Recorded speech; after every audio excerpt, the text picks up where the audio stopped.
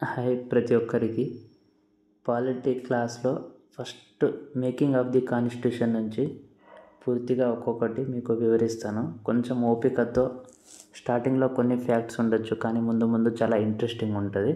అయితే కొంచెం ఓపికతో వినండి ప్లీజ్, ఓకేనా? అయితే వరల్డ్స్ ఫస్ట్ కాన్స్టిట్యూంట్ అసెంబ్లీ ఏది? World's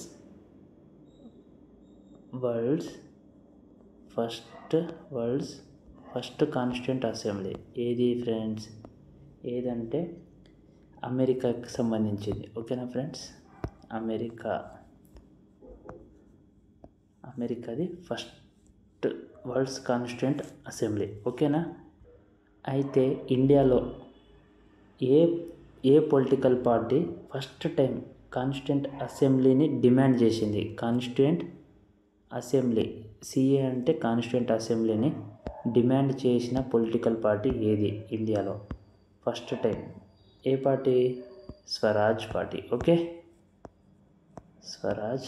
Swaraj party first time demand చేసింది. అయితే ఇక్కడ ఇంపార్టెంట్ విషయం ఏంటంటే, ఫస్ట్ ఈ స్వరాజ్ అనే వర్డ్ను చెప్పింది ఇంపార్టెంట్ నేషనల్ లీడర్ ఎవరు తెలుసా మీకు? దాదాబాయి నౌరోజీ. ఈ స్వరాజ్ అనే వర్డ్ని ఫస్ట్ చెప్పిన ఇంపార్టెంట్ లీడర్, ఓకే, ఎవరంటే దాదాబాయి నౌరోజీ, ఓకేనా ఫ్రెండ్స్? దాదాబాయి నౌరోజీ. ఇతన్నే grand old man of India అని కూడా అంటాం. ఇవన్నీ మనకి ఇక్కడ అవసరం లేదు, ఓకేనా? గాంధీ తన యొక్క పత్రిక ఏది? Young India. ఏది? యంగ్ ఇండియా మ్యాగజైన్లో ఏమని చెప్పాడంటే, స్వరాజ్ గురించి, స్వాతంత్రం అనేది మన హక్కు, దాన్ని మనం పొంది తీరాలి అనేది చెప్తాడనమాట. ఏ ఇయర్లో? 1922లో స్వరాజ్ అనే ఉద్యమం అప్పుడు జరుగుతున్నప్పుడు ఆ టైంలో చెప్తాడన్నమాట. స్వరాజ్ అనేది ఎవడు గిఫ్ట్ ఇచ్చింది కాదు, అది మనం మన సెల్ఫ్ కృషి వల్ల తెచ్చుకున్నాము అనేది వర్డ్ గాంధీజీ చెప్తారు, ఓకేనా?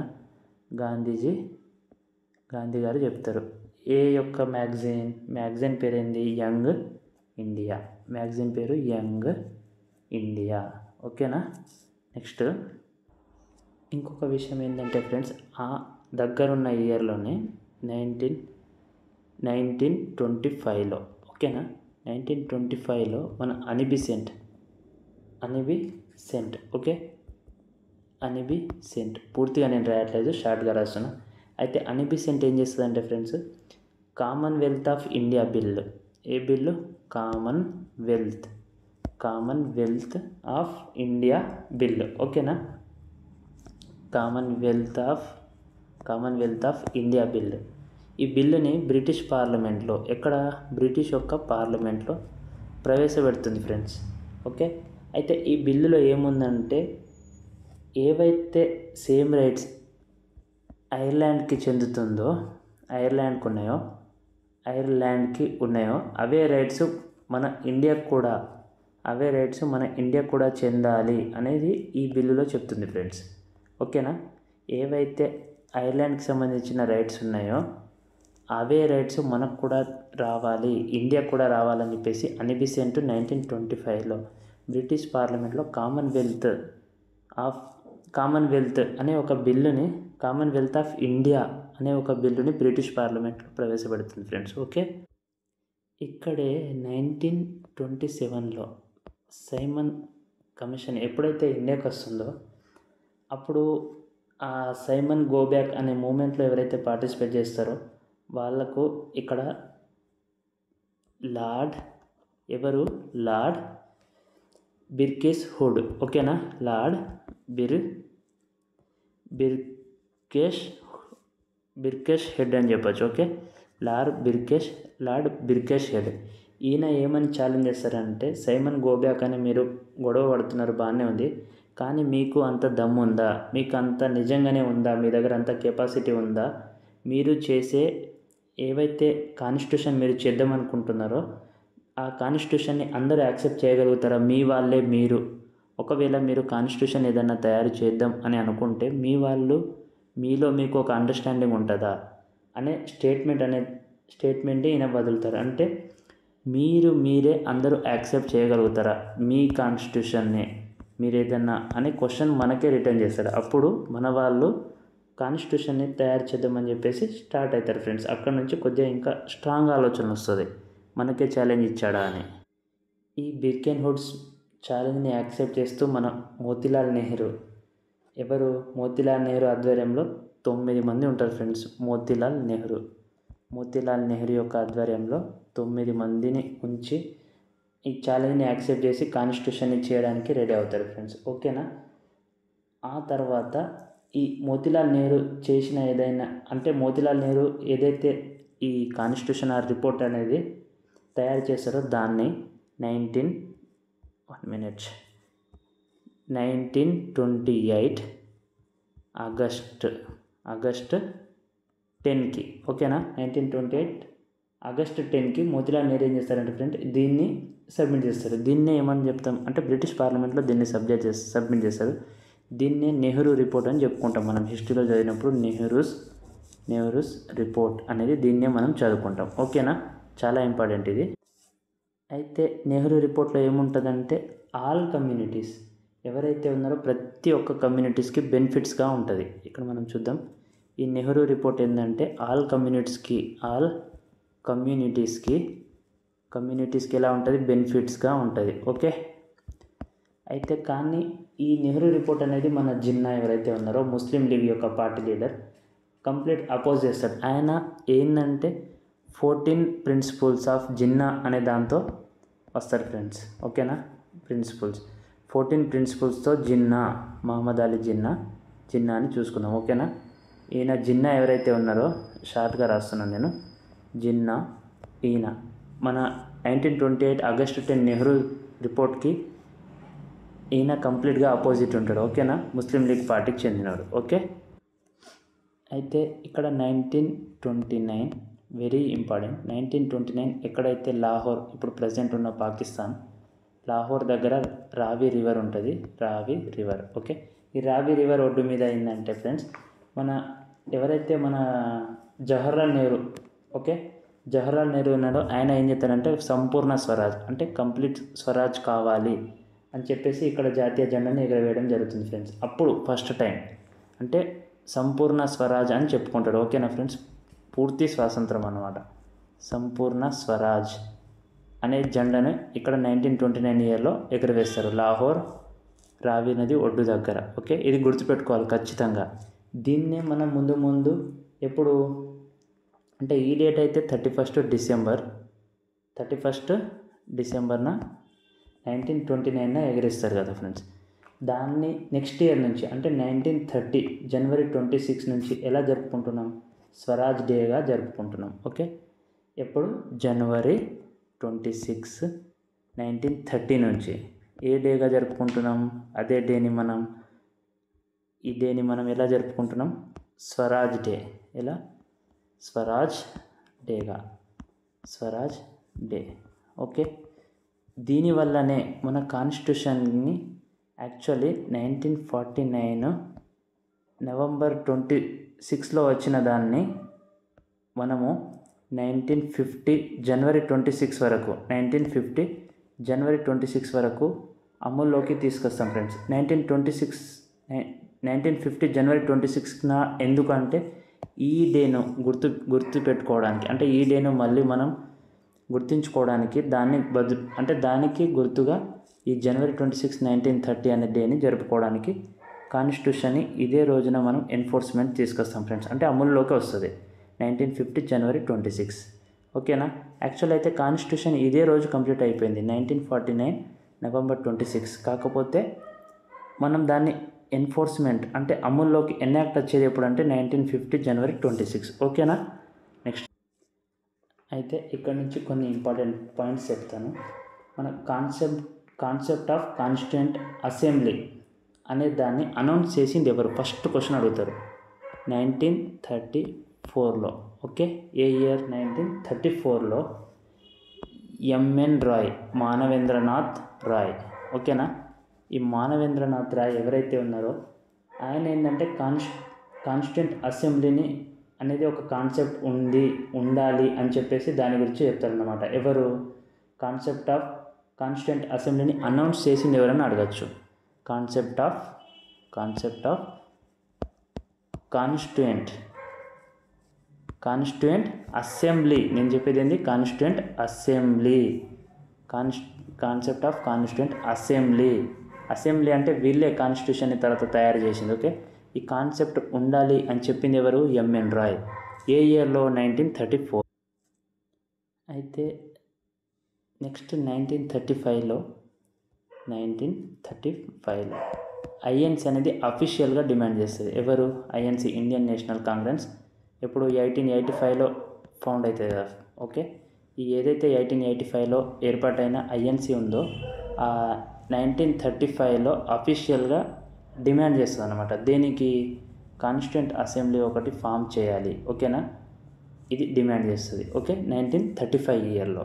ఓకే, అయితే నెక్స్ట్ 1938లో ఏమవుతుందంటే మన జవహర్లాల్ నెహ్రూ ఎవరైతే ఉన్నారో మన కంప్లీట్గా ఇండియన్ వాళ్ళ అంటే అవుట్ సైడ్ వాళ్ళ ఇంటర్ఫియరెన్స్ లేకుండా ఓన్లీ ఇండియన్స్ మాత్రమే ఉండాలి. ఇంకొకటి ఏంటంటే కాన్స్టిట్యూయెంట్ అసెంబ్లీలో ఎవరైతే ఉన్నారో వాళ్ళకు జరిగే ఎలక్షన్స్ వాళ్ళకు ఎలా అంటే యూనివర్సల్ అడల్ట్ ఫ్రాంచైజ్ అనే ఒక ప్రాసెస్ ఉంటుంది. యూనివర్సల్ సఫ్రేజ్ అంటే ఏంటంటే ఫ్రెండ్స్, ఒక లిమిటెడ్ ఏజ్ పైన ఉన్న వాళ్ళు, ఒక 18 ఏజ్, ఇప్పుడు ప్రజెంట్ ఇండియాలో ఏంటంటే అడల్ట్ ఫ్రాంచైజ్ అనేది 18 ఏజ్. అలాగే ఒక లిమిటెడ్ ఒక ఏజ్ పైన ఉన్న వాళ్ళందరూ ఎన్నుకున్న తర్వాత ఎవరినైతే ఎన్నుకున్నారో వాళ్ళు మాత్రం ఈ కాన్స్టిట్యూయెంట్ అసెంబ్లీలో ఉండాలి. మళ్ళీ ఫారెన్ అవుట్ సైడర్స్ యొక్క ఇంటర్ఫియరెన్స్ ఉండకూడదు ఈ కాన్స్టిట్యూయెంట్ అసెంబ్లీలో అని చెప్పేసి 1938లో జవహర్లాల్ నెహ్రూ గారు చెప్తారు ఫ్రెండ్స్. ఇది కూడా చాలా ఇంపార్టెంట్. 1938లో ఇది జరుగుతుంది. ఓకే, ఇప్పుడు నెక్స్ట్ హెడ్లైన్ ఏంటంటే బ్రిటిష్ యొక్క యాక్సెప్టెన్స్ ఎలా ఉంది. ఓకేనా, బ్రిటిష్ యొక్క యాక్సెప్టెన్స్ అండ్ వాళ్ళ యొక్క ప్లాన్స్ ఎలా ఉండే, మన కాన్స్టిట్యూషన్కి సంబంధించి వాళ్ళ ప్లాన్స్, బ్రిటిష్ యొక్క యాక్సెప్టెన్స్ అండ్ వాళ్ళ ప్లాన్స్. ఓకేనా, ఎలా ఉండే అనేది చూద్దాం మనం. అయితే ఫస్ట్ ఏంటంటే ఆగస్ట్ ఆఫర్ వస్తుంది. ఎప్పుడు? ఫస్ట్ ఆగస్ట్ ఆఫర్ ఎప్పుడు? 1940.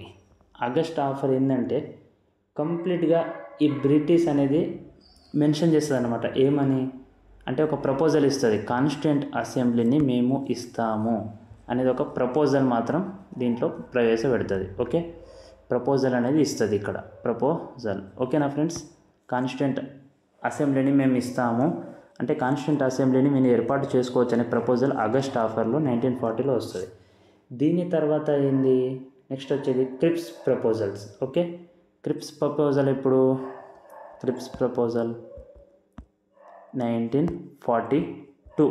ఓకే, ఈ క్రిప్స్ ప్రపోజల్ 1942లో ఏంటంటే ఇక్కడ కూడా ప్రామిస్ చేస్తారు సేమ్ ఇంతకుముందు జరిగినట్టే. ఏంటంటే మీరు మమ్మల్ని వరల్డ్ వార్ 2లో బ్రిటిష్ వాళ్ళకు మనం వరల్డ్ వార్ 2లో వీళ్ళకు ఒకవేళ మనం సపోర్ట్ చేస్తే ఓకే వీళ్ళు కాన్స్టిట్యూయెంట్ అసెంబ్లీని మనం ఫామ్ చేసుకోవచ్చు అనే ఒక తీర్మానాన్ని ఇస్తారు. అప్పుడు దీన్ని మన ఇద్దరు ఎవరైతే ముఖ్యమైన అప్పుడు ఇంపార్టెన్స్ మేజర్ రోల్ ఉన్నారో ఇద్దరు ఎవరెవరు? ముస్లిం లీగ్. ఓకే, సారీ ఇక్కడ ఇద్దరనే కాదు, ముస్లిం లీగ్ అంటే కంప్లీట్గా ఏమని చెప్తుంది అంటే టూ కాన్స్టిట్యూయెంట్ అసెంబ్లీస్ కావాలి మాకు సపరేట్గా. ఓకే, ఇంకేంటంటే ముస్లిం లీగ్ దీన్ని కంప్లీట్గా రిజెక్ట్ చేసేస్తారనమాట. ఓకే, ముస్లిం లీగ్ యొక్క డిమాండ్ ఏముంటుంది అంటే మాకు సపరేట్గా 2 కాన్స్టిట్యూయెంట్ అసెంబ్లీస్ కావాలి, వీళ్ళు ఎవరికి వాళ్ళకని చెప్తారు. ఓకే, దానివల్ల ఐఎన్సీ అనేది యాక్సెప్ట్ చేస్తుంది దీన్ని. కాకపోతే ఐఎన్సీ యాక్సెప్ట్ చేసినా చేయకున్నా ఇక్కడ ముస్లిం లీగ్ అనేది కంప్లీట్గా దీన్ని అపోజిట్ చేస్తారు. ఇండైరెక్ట్లీ ఇక్కడ ఐఎన్సీ కూడా యాక్సెప్ట్ చేయదు, ఎందుకంటే ఆఫ్టర్ ఇండిపెండెన్స్ తర్వాత మాత్రమే అని చెప్పేసరికి ఐఎన్సీ కూడా యాక్సెప్ట్ చేయదు. సో ఓవరాల్గా చెప్పాలంటే ఐఎన్సీ అండ్ ముస్లిం లీగ్ ఈ క్రిప్స్ మిషన్ని కంప్లీట్గా అగెన్స్ట్గా ఉన్నాయి. Okay, next cabinet mission plan. ఏది? Cabinet mission plan. ఓకేనా, క్యాబినెట్ మిషన్ ప్లాన్ 1946 చాలా ఇంపార్టెంట్. ఓకే, ఇది చాలా ఇంపార్టెంట్. ఇప్పటివరకు జరిగిన అన్నిట్లో క్యాబినెట్ మిషన్ ప్లాన్ చాలా ఇంపార్టెంట్. ఈ క్యాబినెట్ మిషన్ ప్లాన్ ఏం చేస్తుందంటే రిజెక్ట్ చేస్తుంది. మనం ఇంతకుముందు ప్రపోజ్ చేసింది కదా మన వాళ్ళు, ఏంది? 2 కాన్స్టిట్యూయెంట్ అసెంబ్లీ ఉండాలని, దాన్ని కంప్లీట్గా ఇది ఏం చేస్తుంది, రిజెక్ట్ చేస్తుంది. 2 కాన్స్టిట్యూయెంట్ అసెంబ్లీ ఉండాలని దాన్ని ఆ ప్రపోజల్ని రిజెక్ట్ చేస్తుంది. తర్వాత ఏం చేస్తుందంటే ఫ్రెండ్స్, మన బేసిక్ స్ట్రక్చర్స్ ఇస్తారనమాట. కాన్స్టిట్యూయెంట్ అసెంబ్లీ చేసుకోవడానికి ఇవి ఉండాలి అని చెప్పేసి మొత్తం ఇక కంప్లీట్గా ఒక స్ట్రక్చర్ అనేది చెప్తుంది ఫ్రెండ్స్ ఇక్కడ. ఓకే, అంటే ఇక కంప్లీట్ మనకు అనుమతి వచ్చినట్టే ఇక్కడికి వెళ్ళి. ఓకేనా ఫ్రెండ్స్. నెక్స్ట్ తర్వాత దీనికి సరిపోతుంది. ఒకవేళ ఎగ్జామ్లో అడగచ్చు, క్యాబినెట్ మిషన్ ప్లాన్లో ఎవరెవరు మెంబర్స్ ఉన్నారని ఒక ఐడియా ఇస్తాను. జస్ట్ లార్డ్ పెతిక్ లారెన్స్ ఉండే, తర్వాత స్టాఫర్డ్ క్రిప్స్, ఆ తర్వాత అలెగ్జాండర్, వీళ్ళు ముగ్గురు. ఓకేనా. దీంట్లో మెంబర్స్ ఎవరెవరు అని అడిగితే okay, Pethick Lawrence, okay, Pethick Lawrence, next Alexander, next ఎవరు, స్టాఫర్డ్ క్రిప్స్. ఇంతకుముందు వచ్చిన క్రిప్స్ మిషన్ ప్లాన్లో ఉన్న ఆయనే ఇక్కడ స్టాఫర్డ్ క్రిప్స్. ఓకే, వీళ్ళు ముగ్గురు దీంట్లో మెంబర్స్. ఓకే, సో దీన్ని బట్టి ఏంది, మన కాన్స్టిట్యూయెంట్ అసెంబ్లీ ఎప్పుడు ఫామ్ అయింది, 1946. ఓకే, కాన్స్టిట్యూయెంట్ అసెంబ్లీ ఏం ఫామ్ అయింది, కాన్స్టిట్యూయెంట్ అసెంబ్లీ అనేది 1946లో ఫామ్ అయింది. ఓకే, ఈ కాన్స్టిట్యూయెంట్ అసెంబ్లీ ఏదైతే ఉందో దానికి 1946 జూలైలో, ఓకే, జూలైలో ఎలక్షన్స్ జరుగుతుంది. ఓకేనా. ఎలక్షన్స్ అనేది ఎట్లా ఉంటుంది, ఇండైరెక్ట్ ఎలక్షన్స్. అయితే ఇక్కడ ప్రతి ఒక్కరిని డైరెక్ట్ ఎలక్షన్ ద్వారా జరగదు, కొందరికి నామినేట్ కూడా చేస్తారు. ఓకేనా. ఈ కాన్స్టిట్యూయెంట్ అసెంబ్లీ ఏదైతే ఉందో, కాన్స్టిట్యూయెంట్ అసెంబ్లీ అనేది ఎలక్షన్ ఇండైరెక్ట్. ఓకే, బట్ ఏంటంటే ఇండైరెక్ట్ ఎలక్షన్ కాకపోతే ఈ దీంట్లో ఉన్న మెంబర్స్ కొందరు నామినేట్ కూడా అవుతారు. ఓకేనా, ఇది గుర్తుపెట్టుకోవాలి. అందరు ఎలక్షన్ ద్వారా కాదు, కొందరు నామినేటెడ్ కూడా ఉంటారు. ఓకే, సో ఈ 2 పాయింట్స్ అనేది గుర్తుపెట్టుకోవాలి. నెక్స్ట్ మన టోటల్ స్ట్రెంత్ ఎంత ఉంటుంది, యాక్చువల్లీ కాన్స్టిట్యూయెంట్ అసెంబ్లీని మొత్తం స్ట్రెంత్ ఎంత అంటే 389 టోటల్ స్ట్రెంత్. ఓకే, ఇక్కడ టోటల్ స్ట్రెంత్ వీళ్ళెవరు, total strength of constituent assembly అంటే కాన్స్టిట్యూయెంట్ అసెంబ్లీలో మొత్తం ఎంతమంది ఉన్నారు, 389. ఓకే, దీంట్లో 296 ఎగ్జాక్ట్లీ 296 ఎవరు, బ్రిటిష్ ఇండియా నుంచి. ఓకేనా, బ్రిటిష్ ఇండియా నుంచి ఎంతమంది, 296.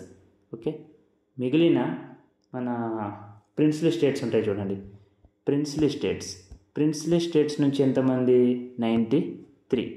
టోటల్ యాడ్ చేస్తే 389 రావాలి కదా, వచ్చింది కదా, 296 + 93 అంటే 296 ఎవరైతే ఉన్నారో వాళ్ళు బ్రిటిష్ ఇండియా నుంచి, అంటే బ్రిటిష్ రూల్ చేసిన ప్రాంతాలు కంప్లీట్. ఇంకా నెక్స్ట్ ప్రిన్స్లీ స్టేట్స్, అక్కడ నుంచి నామినేటెడ్ అనమాట. వీళ్ళెవరు, కంప్లీట్గా నామినేటెడ్ వీళ్ళు.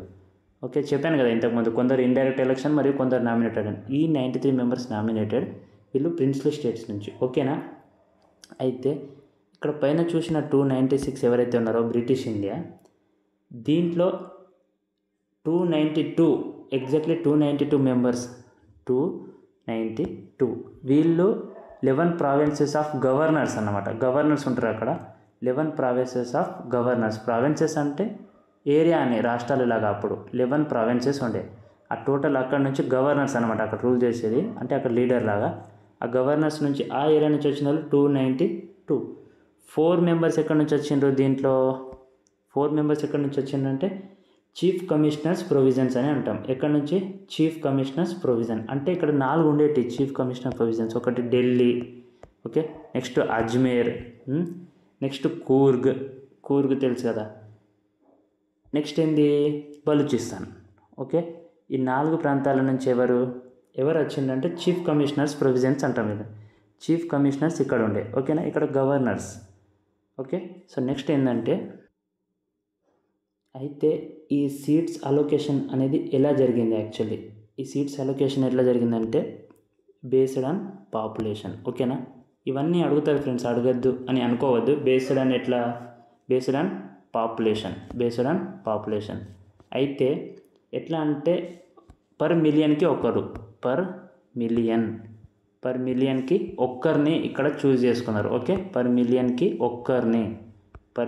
ఒక్కరిని బేస్డ్ ఆన్ పాపులేషన్ ఈ కాన్స్టిట్యూయెంట్ అసెంబ్లీలో ఉన్న మెంబర్స్ని. ఓకేనా, అయితే ఇక్కడ రిప్రజెంటేషన్ ఎవరెవరు ఉండే దీంట్లో, మన కాన్స్టిట్యూషన్ అసెంబ్లీలో చూడండి, దీంట్లో రిప్రజెంటేషన్ ఎవరెవరు, ముస్లిమ్స్, ఓకే, ముస్లిమ్స్, ఇంకా సిక్, రైట్.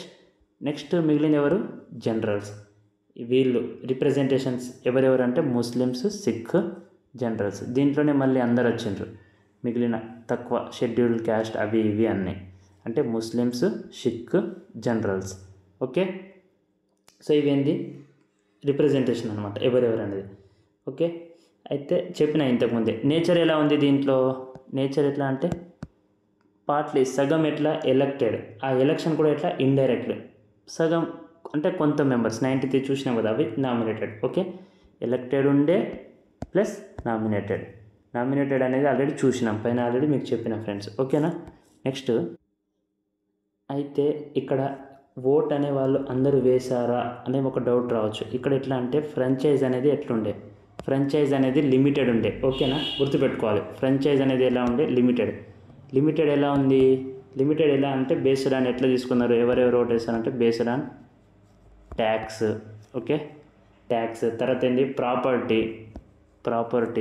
ఓకే, ప్రాపర్టీ తర్వాత క్వాలిఫికేషన్. ఓకేనా, ఈ ఆధారంగా మాత్రమే ఫ్రాంచైజ్ అనే వాళ్ళు ఉండే. ఫ్రాంచైజ్ అంటే ఓట్ వేసేవాళ్ళు, అందరికీ ఇక్కడ ఓటు వేయడానికి అర్హత అనేది దక్కలేదు. ఓకేనా, సో ఇది ఇక్కడ వరకు మనం ఖచ్చితంగా ఇవి గుర్తుపెట్టుకోవాలి, ఇంపార్టెంట్. సో ఎలక్షన్స్ 296కి జరిగింది కదా ఫ్రెండ్స్. ఎలక్షన్స్ ఎంత 296కి సీట్స్కి జరిగింది. దాంట్లో కాంగ్రెస్కి ఎంత, ఇవి అడగకపోవచ్చు, జస్ట్ గుర్తుపెట్టుకోండి. కాంగ్రెస్కి 208. ఓకే, నెక్స్ట్ మన ముస్లిం లీగ్కి. ఓకే, కాంగ్రెస్ అయిన తర్వాత ముస్లిం లీగ్కి ఎంత వచ్చింది, 73. ఓకే, నెక్స్ట్ అదర్ ఆర్, దీన్ని ఏమంటాం మనం, ఇండిపెండెంట్ ఆర్ అదర్. వీళ్ళకి ఎన్ని 15 వచ్చినాయి. మొత్తం యాడ్ చేయండి ఎంత వచ్చిందో 296 వస్తుంది. అంటే కాన్స్టిట్యూంట్ అసెంబ్లీలో మెంబర్స్ రిజల్ట్స్, ఇది సీట్స్ ఎలక్షన్ యొక్క రిజల్ట్ అన్నమాట. ఇవి రిజల్ట్ చూస్తే ఎక్కడి నుంచి ఎవరు ఎంతమంది. మన కాంగ్రెస్లో ఎంత 208, మన ముస్లింలో ఎంత 73, అదర్ ఇండిపెండెంట్ ఎంత అంటే 15 మెంబర్స్. ఓకే, మొత్తం కలిపితే 296. మిగిలినవి మనం ఆల్రెడీ చూసినాం నామినేటెడ్ మెంబర్స్ అని. ఓకేనా, అయితే గుర్తుపెట్టుకోవాలి, పర్లేదు గుర్తుపెట్టుకుంటే బాగుంటుంది, ఎగ్జామ్ కోసం ఖచ్చితంగా యూజ్ అవుతుంది. ఓకేనా, అయితే ఇప్పుడు ఎలక్షన్ రిజల్ట్ వచ్చిందని చెప్పినాం కదా, ఇప్పుడు వాళ్ళ వర్కింగ్ ఏంది, వాళ్ళ కీ డెసిషన్స్ ఏందనేది చూద్దాం. Working and key decisions. Okay, working or key decisions ఏదైనా చెప్పచ్చు కదా, అంటే వాళ్ళు ఏం చేస్తున్నారు, అసలు ఏంది, ఏమేమి యాక్షన్స్ తీసుకున్నారు ఏందనేది చూడాలి ఇప్పుడు. సో ఫస్ట్ మీటింగ్ ఎప్పుడు, డిసెంబర్ 9, 1946. Okay, December 9, 1946. అయితే ఈ డిసెంబర్ 9, 1946లో మొత్తం ఎంతమంది అటెండ్ అయ్యారు, 207 మెంబర్స్ అటెండ్ అయ్యారు. ఓకే, ఎంత మెంబర్స్, 207 మెంబర్స్ అటెండ్ అయ్యారు. ఓకేనా, అయితే అటెండెడ్. ఓకే, అటెండెంట్ రాస్తున్నా. తర్వాత ఏంది, ఇక్కడ చూస్తే మనం టెంపరీ చైర్మన్ని ఒకరిని ఎంచుకున్నాం. ఓకే, ఎగ్జామ్లో అడుగుతారు ఇది కంపల్సరీ. టెంపరీ చైర్మన్ని ఒకరిని ఎంచుకున్నాం. ఆయన డాక్టర్ సచ్చిదానంద సిన్హా.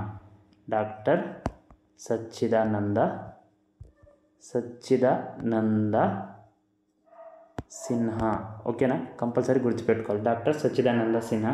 అయితే ఇది ఎట్లా మనం ఫాలో అవుతున్నామంటే ఫ్రెంచ్ ప్రాక్టీస్ అనేది ఎట్లా అంటే ఫ్రెండ్స్, ఇక్కడ సీనియర్ మోస్ట్ని పెడతారనమాట, అట్లా ఫ్రెంచ్ ప్రాక్టీస్ మనం ఫాలో అయినాం ఇక్కడ. ఓకే, ఇదేంది జస్ట్ టెంపరీ మాత్రమే. టెంపరీ చైర్మన్ ఎంచుకున్నాం, ఎవరిని, డాక్టర్ సచ్చిదానంద సిన్హా. ఫ్రెంచ్ ప్రాక్టీస్ని ఫాలో అయినాం. ఫస్ట్ మీటింగ్ ఇది ఎప్పుడు, ఫస్ట్ మీటింగ్ ఎప్పుడు అంటే డిసెంబర్ 9, 1946. టోటల్ ఎంతమంది అటెండ్ అయ్యారు, 207 అటెండ్ అయ్యారు. సో టెంపరీ చైర్మన్ ఎవరిని ఎంచుకున్నాం, డాక్టర్ సచ్చిదానంద సిన్హా. అయితే ఇది మనం ఎలా ఫాలో అయినామంటే ఇక్కడ మోస్ట్ సీనియర్ వ్యక్తి అనమాట, సచ్చిదానంద సిన్హా మోస్ట్ సీనియర్ వ్యక్తి. ఇది ఫ్రెంచ్ ప్రాక్టీస్ని మనం ఫాలో అయినాం. ఓకే, తర్వాత ఎప్పుడు నెక్స్ట్ ఏదైతే డేట్ డిసెంబర్ 11 సేమ్ 1946. ఈ డిసెంబర్ 11, 1946లో ఏం జరిగింది, పర్మనెంట్ అనమాట. ఎవరిని, పర్మనెంట్ లీడర్షిప్. ఎవరెవరు, ప్రెసిడెంట్ అయితే ఎవరిని ఎంచుకున్నాం, రాజేంద్ర ప్రసాద్. వీటికి ఇవన్నీ తెలిసే అనుకుంటున్నా. ప్రెసిడెంట్ ఎవరిని అంటే రాజేంద్ర ప్రసాద్. ఓకే, చాలా ఇంపార్టెంట్. ఓకే, ఇక్కడ వైస్ ప్రెసిడెంట్ని కూడా ఎంచుకున్నాం, మనం ఇద్దరిని ఎంచుకున్నాం వైస్ ప్రెసిడెంట్. ఒకరెవరు, HC Mukherjee. Okay, HC Mukherjee. Okay, next ఎవరు, VT Krishnamachari, VT Krishnamachari. Okay, గుర్తుపెట్టుకోవాలి. December 11, 1946 ప్రెసిడెంట్, పర్మనెంట్ ప్రెసిడెంట్ ఎవరు? Doctor Rajendra Prasad. Okay, next మనకు వైస్ ప్రెసిడెంట్, వీళ్ళు పర్మనెంట్ అనమాట. ప్రెసిడెంట్ పర్మనెంట్, వీళ్ళు పర్మనెంట్. అయితే HC Mukherjee and VT Krishnamachari. Okay, దీని తర్వాత ఇక్కడ ఇంపార్టెంట్, నెక్స్ట్ ఇది చాలా ఇంపార్టెంట్ ఏంటంటే objective resolutions. Okay, objective resolution కంప్లీట్గా రాయట్లేదు ఫ్రెండ్స్, ఇక్కడ రాయడానికి స్పేస్ సరిగా లేదు. So objective resolution. ఓకే, ఎప్పుడు ఎవరు చేసిండు అనేది చాలా ఇంపార్టెంట్. అబ్జెక్టివ్ రిజల్యూషన్ అనేది ఇంట్రడ్యూస్ చేసింది ఎవరంటే జవహర్లాల్ నెహ్రూ. ఓకే, జవహర్లాల్ నెహ్రూ. ఎప్పుడు? అదే December 13, 1946. ఓకే, December 13, 1946 ఏంది అబ్జెక్టివ్ రిజల్యూషన్. ఓకే, అయితే దీన్ని ఎప్పుడు అడాప్ట్ చేసిండు? అబ్జెక్టివ్ రిజల్యూషన్ని యునానిమస్లీగా అడాప్ట్ చేసింది ఎప్పుడు? ఇది ఇప్పుడే గుర్తుంటే బాగుంటుంది ఫ్రెండ్స్. ఈ డేట్లు పక్కన ఎందుకు రాస్తున్నా అంటే గుర్తుంచుకోవాలి, తర్వాత అడుగుతారు ఎగ్జామ్స్లో. Okay, January 22, 1947.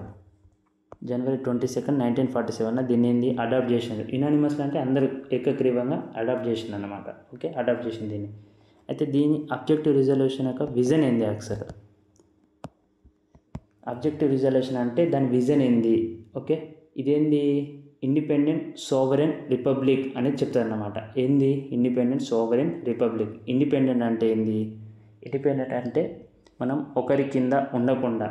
ఓకే, అది. సోవరెన్ అంటే మన ఏదైనా నిర్ణయాలు ఉంటే మన సొంతంగా, మనకు పైన ఒక దేశం అంటే ఇప్పుడు మనం ఏదైనా ఇంటర్నేషనల్ రిలేషన్ చేయాలన్నా వేరే కంట్రీ యొక్క పర్మిషన్ అలాంటివి ఏం తీసుకోము, దాన్ని సోవరెన్ అంటాం. ఓకే, రిపబ్లిక్ అంటే హెడ్ ఆఫ్ ది స్టేట్ అనేది ఎలక్షన్ ద్వారా ఎన్నుకోబడితే దాన్ని రిపబ్లిక్ అంటాం. ఇవన్నీ డీటెయిల్గా తర్వాత చూద్దాం ఫ్రెండ్స్.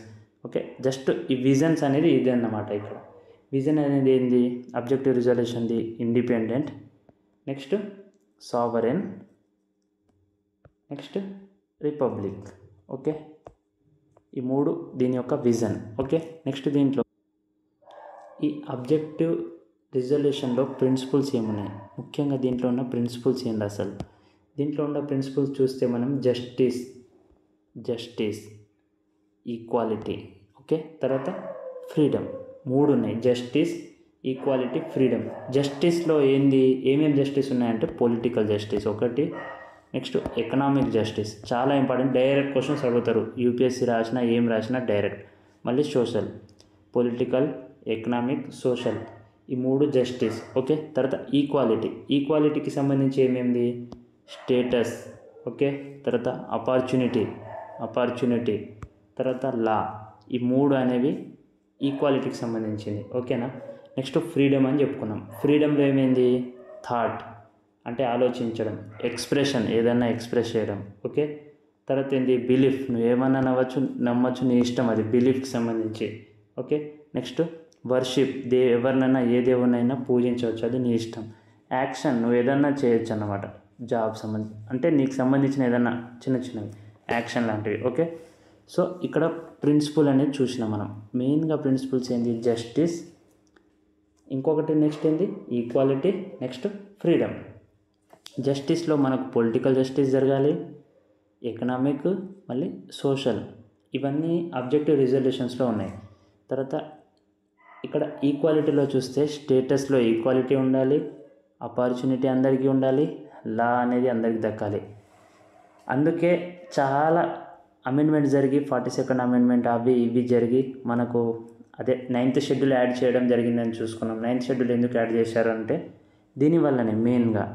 దానికి ముందు అంటే 9th షెడ్యూల్ అసలు ఎందుకు వచ్చింది? ల్యాండ్ రిఫార్మ్స్ అవన్నీ. దాంట్లో ఆ 9th షెడ్యూల్ ఏదైనా చట్టం పెడితే అది అసలు కోర్టు యొక్క జ్యూరిస్డిక్షన్లో రాదని చెప్పుకున్నాం. ఎందుకు?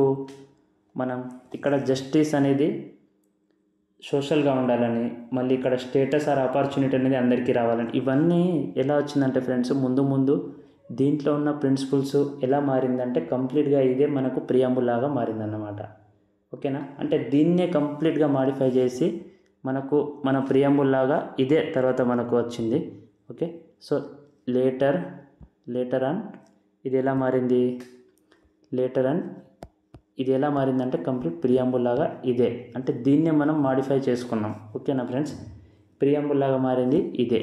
ఓకే, గుర్తుంచుకోవాలి. అంటే అబ్జెక్టివ్ రిజల్యూషన్ నుంచి ప్రియాంబుల్ లాగా మారింది. అయితే దీంట్లో సేఫ్ గార్డ్స్, ఈ అబ్జెక్టివ్ రిజల్యూషన్స్లో సేఫ్ గార్డ్స్ అనేది అందరికీ ఇచ్చారు ఫ్రెండ్స్. అంటే మైనారిటీస్ కానీ, బ్యాక్వర్డ్ క్లాసెస్ కానీ, ట్రైబల్స్ కానీ అందరికీ. ఓకేనా, ఇది.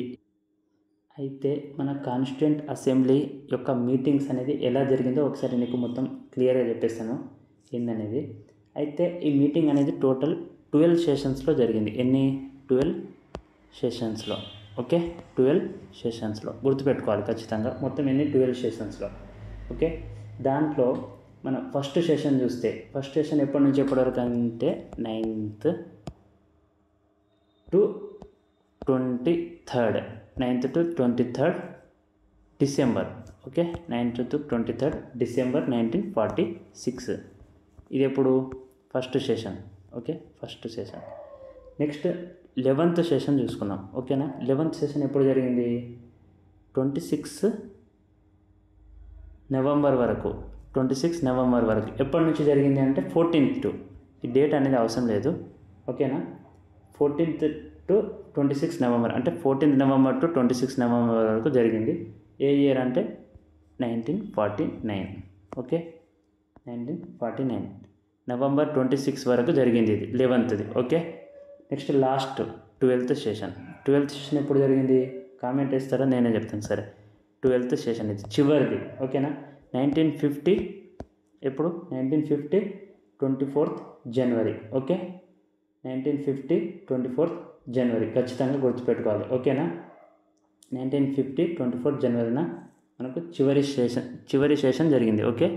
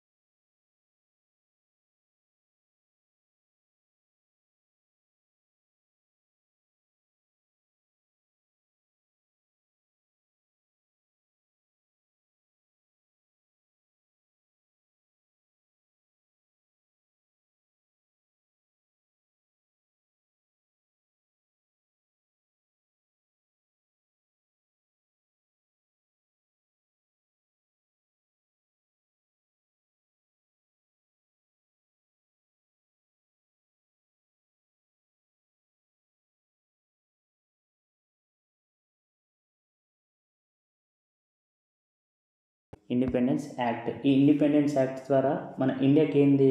సావరెన్, అంటే మన కాన్స్టిట్యూయెంట్ అసెంబ్లీ ఏదైతే ఉందో అది ఎలా అయింది? Sovereign body. సావరెన్ బాడీ అంటే ఏంది?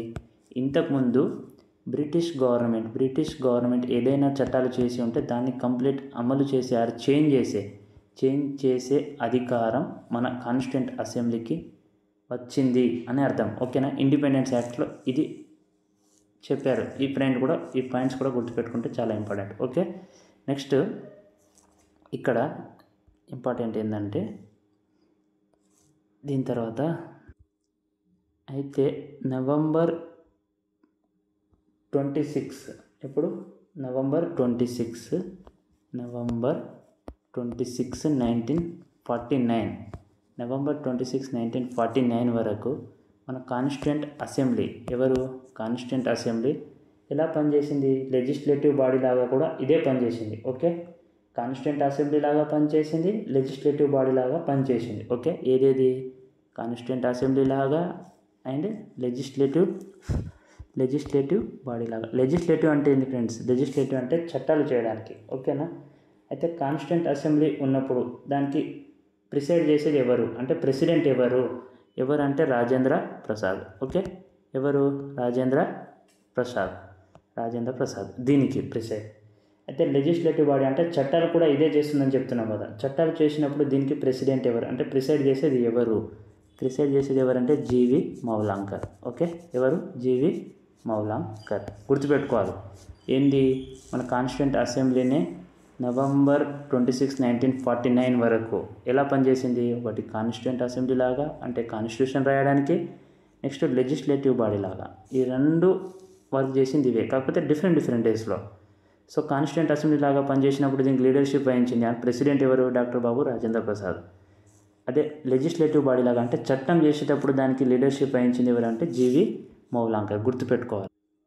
అయితే ఇంకొక విషయం గుర్తుపెట్టుకోండి ఏంటంటే ఇక్కడ పోస్ట్ పార్టిషన్ అంటే పార్టిషన్ జరిగిన తర్వాత స్టార్టింగ్లో మొత్తం ఎంత మెంబర్స్ ఉండే కాన్స్టిట్యూంట్ అసెంబ్లీ? 389. అది కాస్త పోస్ట్ పార్టిషన్కి ముందు పార్టిషన్ అయిన తర్వాత, ఓకేనా, పార్టిషన్ అయిన తర్వాత ఎంతమంది అయినరు? 299 మాత్రమే. ఓకే, ఖచ్చితంగా గుర్తుపెట్టుకోవాలి. ఇంపార్టెంటే, చెప్పలేము, అడగచ్చు ఇలాంటి క్వశ్చన్స్ కూడా.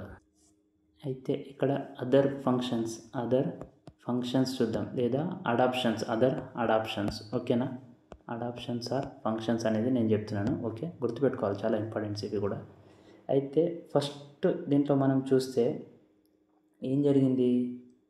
కామన్వెల్త్ వినే ఉంటారు మీరు. కామన్వెల్త్లో ఎప్పుడు? 1949లో. ఓకేనా, మెంబర్షిప్ లాగా రాటిఫైడ్ చేసుకున్నాం. మన కాన్స్టిట్యూంట్ అసెంబ్లీ ఏం చేసిందంటే మెంబర్షిప్ లాగా రాటిఫై చేసుకుంది. ఓకేనా, రాటిఫై అంటే ఇంకా మెంబర్షిప్ ఉన్నాము అని సైన్ చేసుకోవడం అన్నమాట. 1949లో కామన్వెల్త్లో. ఓకే, తర్వాత అడాప్షన్ గురించి మాట్లాడుతున్నాయి ఇక్కడ. అడాప్షన్ ఆర్ అదర్ ఫంక్షన్స్ కొన్ని ఇంపార్టెంట్. అయితే ఈ డేట్ అయితే గుర్తుపెట్టుకోవాలి ఖచ్చితంగా. జూలై 22. ఓకే, 1947. జూలై 22, 1947 ఏం జరిగింది? నేషనల్ ఫ్లాగ్ అనే దాన్ని అడాప్ట్ చేసుకున్నాం. ఏంది? National flag. ఇక్కడ NF అని రాస్తున్నాం. నేషనల్ ఫ్లాగ్ని అడాప్ట్ చేసుకున్నాం. ఎప్పుడు? జూలై 22, 1947. నెక్స్ట్ మన national anthem and national song రెండు. ఓకేనా friends, national anthem and national song ఈ రెండింటిని మనం జనవరి 24. ఓకే, జనవరి 24, 1950. ఎప్పుడు? జనవరి 24, 1950న ఈ రెండింటిని మనం అడాప్ట్ చేసుకున్నాం. ఓకే, అయితే ఇదే డేట్ జనవరి 24, 1950 మనం ఫస్ట్ ప్రెసిడెంట్ని ఎలక్ట్ చేసుకున్నాం. ఎప్పుడు? ఈ జనవరి 24, 1950 ఏదైతే ఉందో ఇదే రోజు. ఓకే, ఎవరిని? ఫస్ట్ ప్రెసిడెంట్ ఎవరిని ఎలక్ట్ చేసుకున్నాం? రాజేంద్ర ప్రసాద్నే కదా. సో జనవరి 24, 1950న ఫస్ట్ ప్రెసిడెంట్కి ఎలక్ట్ చేసుకున్నాం అన్నమాట. ఎలక్షన్ అంటే ఎలక్ట్ చేసుకున్నాం. ఎవరిని? రాజేంద్ర ప్రసాద్. ఎప్పుడు? జనవరి 24, 1950. జనవరి 24 ఖచ్చితంగా ఇవి గుర్తుపెట్టుకోవాలి. అయితే ఓవరాల్గా before constitution came in to force దానికి ముందు అన్నమాట. అంటే కాన్స్టిట్యూషన్ అమలులో రాకముందు ఎన్ని సెషన్స్ జరిగాయి మనకు? Total 11 sessions. ఓకే, ఎన్ని? 11 సెషన్స్. ఇది మనం డిస్కస్ చేసుకోవాల్సింది. కాన్స్టిట్యూషన్ అమలులోకి రాకముందు అంటే అమలులో ఎప్పుడంటే 1950 కదా, జనవరి 26. దానికి ముందు 11 సెషన్స్ జరిగాయి. ఓకే, ఎంత ఇది? 2 ఇయర్స్ ప్లస్ ఎన్ని ఎక్స్ట్రా? 11 months. అంటే ఆల్మోస్ట్ 3 years దగ్గరకు వచ్చింది. 11 months ప్లస్ 18 days. ఓకేనా, ఇన్ని రోజులు మనకు పడిందన్నమాట మన కాన్స్టిట్యూషన్ని మేక్ చేయడానికి. ఓకే, అయితే మన కాన్స్టిట్యూషన్ని మేక్ చేయడానికి అబౌట్ 60 కంట్రీస్ని రిఫర్ చేశారు అనేది కాన్స్టిట్యూషన్లో రాసలేదు. ఇది ఇన్ఫర్మేషన్ ఏంటంటే అబౌట్ 60 కంట్రీస్ని రిఫర్ చేశారన్నమాట. అయితే ఓవరాల్గా ఏంటంటే మన ఖర్చు ఎంత అయింది మొత్తం మీద 64 lakhs, అరౌండ్ 64 lakhs ఖర్చు అయింది దీనికోసం. ఓకే, అయితే ఓవరాల్గా ఏం జరిగింది, ఫైనల్గా మన కాన్స్టిట్యూషన్ ఎలా అంటే మొత్తంగా చూసుకుంటే ఇక్కడ ప్రియాంబుల్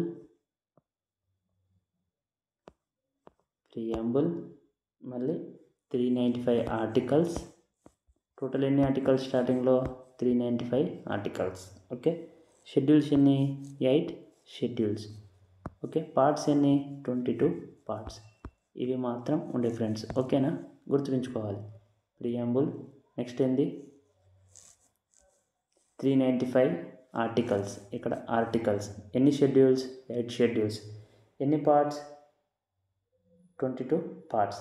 మొత్తం ఎంతమంది సిగ్నేచర్ పెట్టిండ్రు ఎప్పుడు November 26, 1949 ఈరోజు సిగ్నేచర్ పెట్టి ఒక చట్టంలాగా మారిందన్నమాట. అది అంటే దాన్ని అందరూ యాక్సెప్ట్ చేస్తున్నారు ఇంకా దీన్ని అని చెప్పేసి చట్టంలాగా మారడం అది. ఓకే, అంటే ఒక నిర్ణయం లాగా తీసుకోవడం. దాన్ని మనం constitution day or Samvidhan Divas అని కూడా చెప్పుకుంటాం. Constitution day. ఓకేనా, constitution day or Samvidhan Divas అని చెప్పుకుంటాం హిందీలో. ఓకే, అయితే దీని మీద మొత్తం మీద ఎంతమంది సిగ్నేచర్ చేశారంటే 284 మెంబర్స్ సైన్ చేసిండు. ఓకేనా, గుర్తుపెట్టుకోవాలి ఇవి బేసిక్స్. ఓకే, అయితే ఇంతకుముందు మనం చూసినాం ఆల్రెడీ ఏంది కమెన్స్మెంట్ ఆర్ ఎన్ఫోర్స్మెంట్.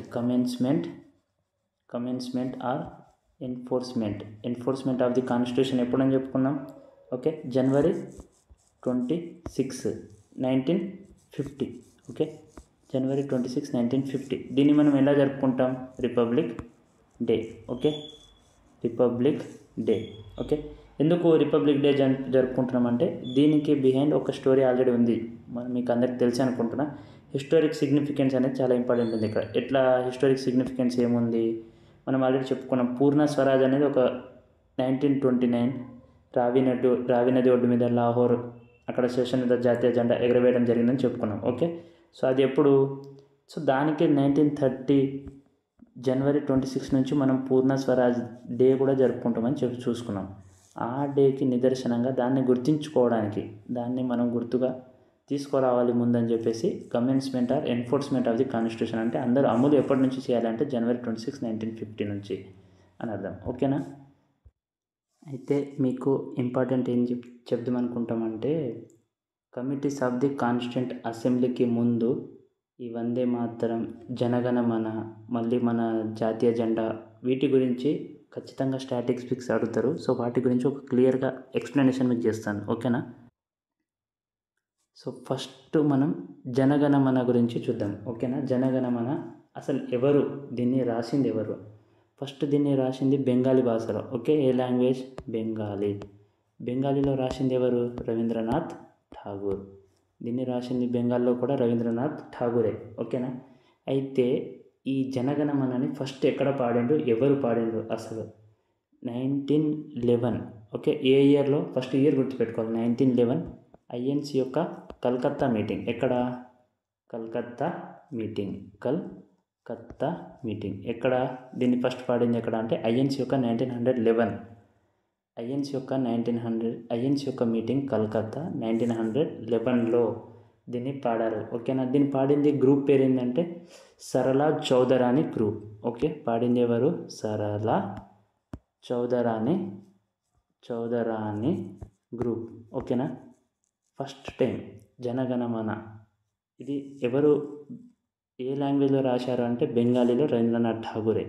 అయితే దీన్ని ఫస్ట్ పాడింది ఎక్కడ, ఎవరు అంటే కలకత్తా యొక్క ఐఎన్సి యొక్క కలకత్తా సెషన్ 1911లో.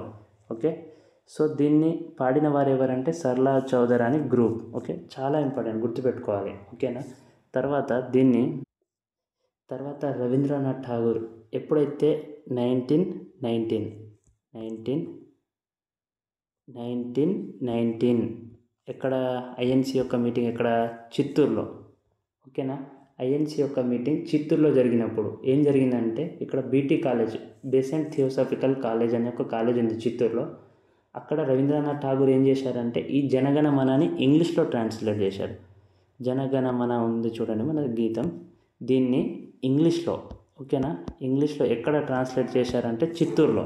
ఓకే, ఏ ఇయర్లో? 1919లో. ఓకే, ట్రాన్స్లేట్ చేసింది ఎవరు? రవీంద్రనాథ్ ఠాగూరే. ఓకేనా, రవీంద్రనాథ్ ఠాగూరే దీన్ని ఇంగ్లీష్లో ట్రాన్స్లేట్ చేయడం అనేది జరిగింది 1919 ఇయర్స్లో.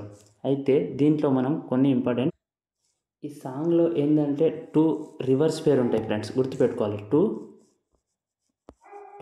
రివర్స్. ఓకేనా, 2 రివర్స్ ఏవేవి? చాలా ఇంపార్టెంట్, యమున అండ్ గంగా. ఖచ్చితంగా గుర్తుపెట్టుకోవాలి, యమున, గంగా, 2 రివర్స్. ఓకే, జనగణమన మన జాతీయ గీతం ఏదైతే ఉందో దాంట్లో 2 రివర్స్ మెన్షన్ చేసి ఉంటారు, అంటే పాట పాడినప్పుడు. దాంట్లో ఏవేవి? ఒకటి యమున, ఇంకొకటి గంగా. అయితే దీంట్లో 2 మౌంటైన్స్. ఏవి? మౌంటైన్స్ ఏమేమి ఉంటాయి? కామెంట్ చేస్తారా? క్వశ్చన్ వద్దేయాలా మీకోసం చెప్పాలా? అయితే సర్లే, వింధ్య, నెక్స్ట్ హిమాలయాస్. ఈ 2 మౌంటైన్స్ దీంట్లో మెన్షన్ చేయడం జరుగుతుంది. ఓకేనా, మళ్ళీ దీంట్లో వెరీ ఇంపార్టెంట్ గుర్తుపెట్టుకోవాల్సింది ఏంటంటే పాకిస్తాన్కి సంబంధించి 2 రీజియన్స్ని మెన్షన్ చేస్తారు. 2 రీజియన్స్. ఓకే, ఆ 2 రీజియన్స్ ఏది? ఒకటి సింధ్, ఇంకొకటి పంజాబ్. ఓకే, సింధ్ అండ్ పంజాబ్, పాకిస్తాన్కి సంబంధించిన 2 రీజియన్స్ దీంట్లో మెన్షన్ చేయడం జరిగిందనమాట సాంగ్లో. ఓకేనా, అయితే నెక్స్ట్ ఈ ఫుల్ వర్జన్ ఆఫ్ జనగణమనని ఎన్ని సెకండ్స్లో పాడతారు అనేది చాలా ఇంపార్టెంట్. ఓకేనా, ఎన్ని సెకండ్స్లో పాడతారు ఫుల్ వర్జన్? ఓకేనా, ఫుల్ వర్జన్ ఎన్ని సెకండ్స్లో పాడతారు? 52 సెకండ్స్. చాలా ఇంపార్టెంట్ గుర్తుపెట్టుకోవాలి, 52 సెకండ్స్ ఫుల్ వర్జన్. ఓకే, అయితే షార్ట్ వర్జన్ ఎన్ని సెకండ్స్లో? షార్ట్ వర్జన్ చూస్తే ఎన్ని సెకండ్స్లో పాడతారు? షార్ట్ వర్జన్ అనేది 20 సెకండ్స్లో పాడతారు, గుర్తుపెట్టుకోవాలి. ఓకే, ఫుల్ వర్జన్ అయితే 52 సెకండ్స్, షార్ట్ వర్జన్ అయితే 20 సెకండ్స్. ఓకే, మనం ఇంతకుముందు చూసేటోళ్ళం ఏంటంటే 2016లో సుప్రీంకోర్టు ఒక కేసు ఇచ్చింది. ఓకేనా, అయితే ఏంటంటే మనం స్క్రీన్ మీద మన జనగణమన గీతం వస్తే ఖచ్చితంగా నిలబడాల్సిందే. కాకపోతే దాన్ని మళ్ళీ సుప్రీంకోర్టు 2018లో కొట్టేసిందనమాట. ఓకేనా, నిలబడాల్సిన అవసరం ఖచ్చితంగా లేదు. సుప్రీంకోర్టు చెప్పిన డిసిజన్ సుప్రీంకోర్టు ఎందుకు కొట్టేసింది అంటే ఆర్టికల్ 137 మీరు చదువుతారు ముందుకెళ్తే. ఓకేనా, ఆర్టికల్ 137 అనేది ఏం చెప్తుంది? సుప్రీంకోర్టు దాని యొక్క డెసిషన్స్ని అది ఏం చేసుకోవచ్చు? రివైవ్ చేసుకోవచ్చు, ఖచ్చితంగా రివైవ్ చేసుకోవచ్చు అని ఆర్టికల్ 137లో చెప్తుంది. ఓకేనా, అంటే ఆల్రెడీ 2016లో సుప్రీంకోర్టు చెప్పింది స్క్రీన్ మీద ఏదన్నా మన జాతీయ గీతాన్ని వస్తే ఖచ్చితంగా నిలబడాలని. తర్వాత 2018లో అవసరం లేదని చెప్పింది ఫ్రెండ్స్. ఓకే, దానికి సంబంధించిన కొన్ని ముఖ్యమైన విషయాలు. ఓకే, నెక్స్ట్ మనం దేని గురించి చూద్దామంటే వందే మాతరం. ఓకేనా, వందే మాతరం చాలా ఇంపార్టెంట్ ఇది కూడా. వందే మాతరం ఏంది అనేది చూద్దాం. అయితే ఫస్ట్ ఇక్కడ ఏ లాంగ్వేజ్లో దీన్ని రాశారు? ఫస్ట్ ఏ లాంగ్వేజ్లో అంటే సాంస్క్రిట్లో. ఓకేనా, ఫస్ట్ ఏ లాంగ్వేజ్? సాంస్క్రిట్లో. దీన్ని రాసింది ఎవరు సాంస్క్రిట్లో? బంకిం చంద్ర చటర్జీ. ఎవరు? బంకిం చంద్ర చటర్జీ రాసింది ఎవరు? బంకిం చంద్ర చటర్జీ. ఏ లాంగ్వేజ్లో? సాంస్క్రిట్ లాంగ్వేజ్లో. ఓకే, అయితే బంకిం చంద్ర చటర్జీ తన యొక్క నోవెల్ అయిన ఏది? ఆనందమఠ్ నుంచి దీన్ని తీసుకోవడం జరిగింది. ఏది? ఆనందమఠ్ అనే నోవెల్. ఓకేనా, ఆనందమఠ్ అనే నోవెల్ నుంచి ఈ వందే మాతరం అనే గీతాన్ని తీసుకోవడం జరిగింది. ఓకే, అయితే ఏ ఇయర్లో రాశారు ఆనందమఠ్ని అంటే ఆనందమఠ్ని రాసింది మాత్రం 1882లో. ఓకేనా, ఆనందమఠ్ని ఎప్పుడు రాయడం జరిగింది? 1880. కానీ ఈ వందే మాతరం సాంగ్ని ఫస్ట్ పాడింది ఎవరు అంటే రవీంద్రనాథ్ ఠాగూరే. ఓకేనా, ఎవరు? రవీంద్రనాథ్ ఠాగూర్. ఓకే, రవీంద్రనాథ్ ఠాగూర్. అయితే ఈ రవీంద్రనాథ్ ఠాగూర్ ఎప్పుడు? ఐఎన్సీ మీటింగే, ఇది కూడా ఐఎన్సీ మీటింగే. కాకపోతే ఇయర్ ఏంది? 1896 ఐఎన్సీ మీటింగ్. 1896 ఐఎన్సీ మీటింగ్కి ప్రెసిడెంట్ ఎవరు? రెహమత్ అలీ. ఎవరు? రెహమత్ అలీ సైనీ. గుర్తుంచుకోవాలి ఫ్రెండ్స్. ఓకే, రెహమత్ అలీ సైనీ ఇక్కడ ఐఎన్సీ మీటింగ్కి ప్రెసిడెంట్. ఓకేనా, ఇవి కొన్ని ఇంపార్టెంట్ పాయింట్స్ ఐఎన్సీకి అంటే వందే మాతరం సంబంధించి చెప్పినాను. ఇవి మినిమం గుర్తుండాలి ఫ్రెండ్స్. ఓకే, ఇప్పుడు కొన్ని మాత్రం ఇంపార్టెంట్ పాయింట్స్ దేని గురించి అంటే నేషనల్ ఫ్లాగ్ గురించి చూద్దాం. ఓకేనా, national flag. Okay, national flag గురించి చాలా ఇంపార్టెంట్. కొన్ని ఫ్యాక్ట్స్ ఇంపార్టెంట్ మాత్రమే దీని గురించి వివరిస్తాను. ఏ ఇయర్ అంటే ఫస్ట్ 1921. ఓకే, ఖచ్చితంగా గుర్తుపెట్టుకోవాలి. 1921 బెజవాడ సెషన్. ఎక్కడ? బెజవాడ ఎక్కడ? ఆంధ్ర, ఏపీ. ఓకేనా. ఈ బెజవాడ ఐఎన్సీ మీటింగ్ అప్పుడు పింగళి వెంకయ్య, తెలుసు కదా, పింగళి వెంకయ్య డిజైన్ చేసింది. ఎవరు?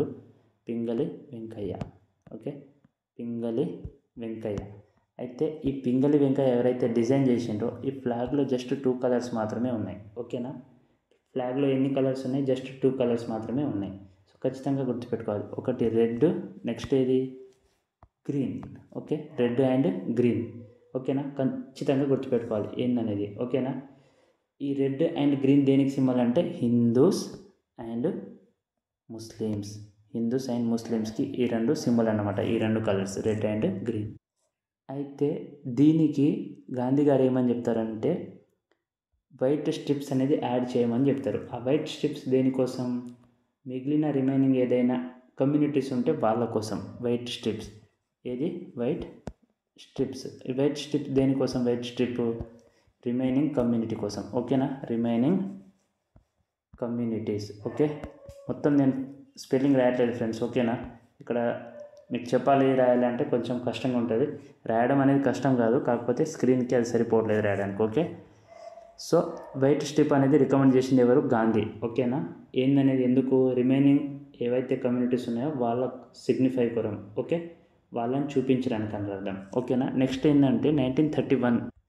అయితే ఈ 1931లో ఈ రిజల్యూషన్ని యాక్సెప్ట్ చేసిండు. ఓకే, 1931లో ఈ ట్రై కలర్ అనమాట. ట్రై అంటే 3 కలర్ కదా.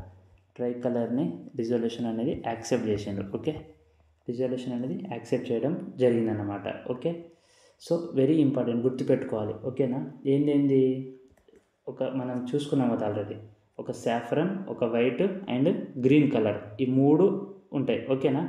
అయితే ఇక్కడ గుర్తుపెట్టుకోవాల్సింది, ఇక్కడ మనం ట్రై కలర్ అని చెప్పుకున్నాం కదా.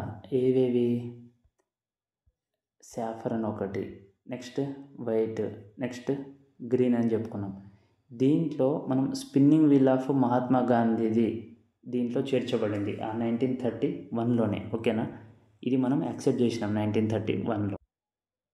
నెక్స్ట్ ఇప్పుడు లాస్ట్ ఇక చివరిది ఇది ఎప్పుడు? జూలై 22. ఏ ఇయర్? 1947. జూలై 22, 1947 ఖచ్చితంగా గుర్తుపెట్టుకోవాలి. ఓకే, ఇక్కడ మనకు త్రీ ట్రిప్స్. ఓకేనా. ఎన్ని? 3. ఈ 3 దీంట్లో మధ్యలో ఏంటంటే అశోక చక్రం అనేది మిడిల్లో పెట్టారనమాట. ఏది? అశోక చక్రం. ఓకే, ఈ అశోక చక్రంని మధ్యలో పెట్టడం జరిగింది. ఇంతకుముందు గాంధీ యొక్క వీల్ ఏదైతే ఉందో స్పిన్నింగ్ వీల్ని తీసేయడం జరిగిందన్నమాట. ఓకేనా. సో అల్టిమేట్గా ఏంది?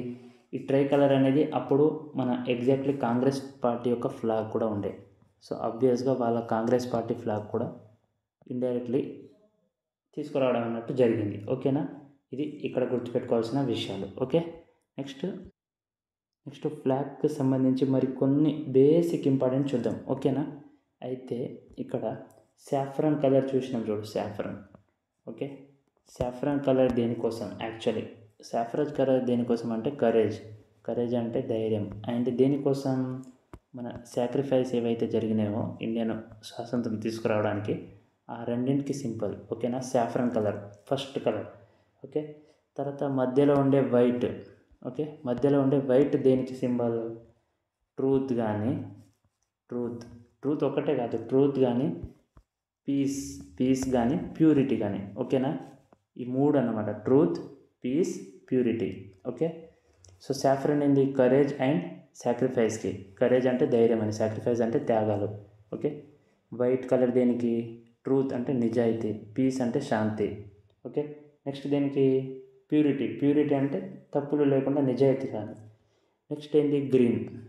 ఓకే, వీటికి ముందు దా రావాలి కంపల్సరీ. దా సాఫ్రన్, దా వైట్, దా గ్రీన్ అనేది. ఓకేనా, గ్రామర్ ఫాలో అవుతాయి.